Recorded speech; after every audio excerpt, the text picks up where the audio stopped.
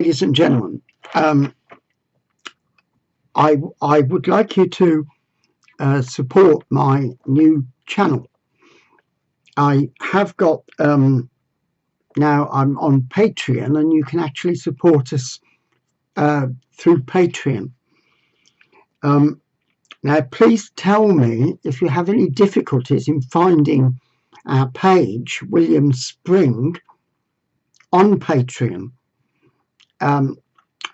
William Spring is launching the anti-Google unit. The basic theme of this page, or this the broadcast I'll be doing, is Christian apologetics and acrimonious political discussion. That's the general theme I want you to keep in mind. Now, I've already put this statement I'm making now on Facebook. Now, it's a first treatment of my anti-Google unit. Now, Peter Hitchens, in a discussion about his life and values, which is on YouTube, was asked which entity today most resembles the medieval church, the Roman Catholic Church. And he answered unhesitatingly, the BBC. Now, this may be the case for England, although the BBC is going down very rapidly and is regarded by the majority of people now in Britain as merely a propaganda organisation, which is what it always was. But some of us who were British were fooled by the BBC and into believing that it had proper journalism. I'm afraid it doesn't. It follows an agenda, and the BBC one should be very wary of, but that's another subject. Now, although in England it may be the BBC which is the equivalent of, or was the equivalent of, the Roman Catholic Church, nationally and globally it's the Google Corporation which has that role. The Google Corporation resembles in power, authority, and mind-bending capacities the medieval Roman Church. Now, the Roman Catholic Church of medieval times, however corrupted, did have one advantage, and that the Roman Catholic Church was corrupted. You can see in Prague with the statue of Jan Hus, who led the theological rebellion against the Roman Church and its abuses, for which cause he was martyred. You can see it in Lutterworth in England, the local river which received the bones of John Wycliffe, who was a great preacher in the 1380s. And the Roman Catholic Church has been responsible for many serious abuses of power.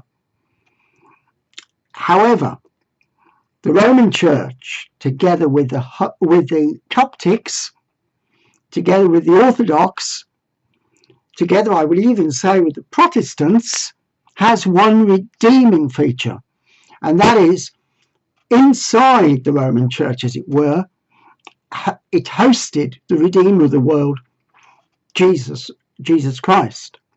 So therefore, this is a contradiction to Google. Google has no redeeming feature. 99.99% of the output of Google is corrupt, rotten, foul, and criminal. And this is Google. I want to say that it is necessary to look at the supposed mission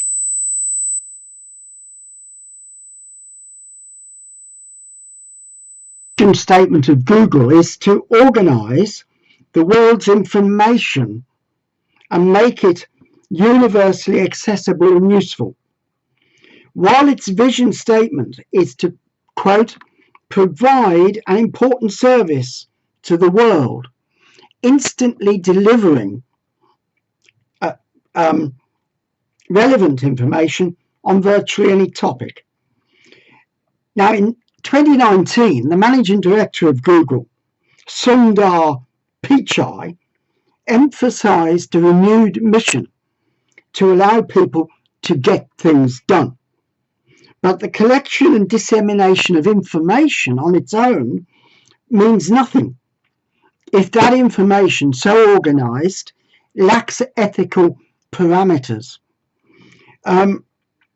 My objections to Google, I'm not saying every single thing Google does is wrong per se, only 99.99%. Information without reference to moral implications is dangerous. Cardinal Mindszenty of the Roman Catholic Church in Poland, I think, or Hungary, one of the places, he's dead now, but he said about when the communists tried to take away the Christian schools, he said the school is the house of virtue and knowledge. When the school ceases to teach virtue, we all have to be afraid of its knowledge. One doesn't need to assess much of the Google output to see how appalling it is. The board of directors of Google make Harvey Weinstein, by comparison, a paragon of virtue. Cruelty to animals, to children, contempt for all women and numerous other victims, coercion, rape, can all be cited and will be, as I would ideally, if I get support, like to launch a prosecution against Google UK here in England under English law. Clearly, they subvert public morals. Please, if you want to get in touch, go to Patreon or see my or phone me. My phone number will be on the Patreon page.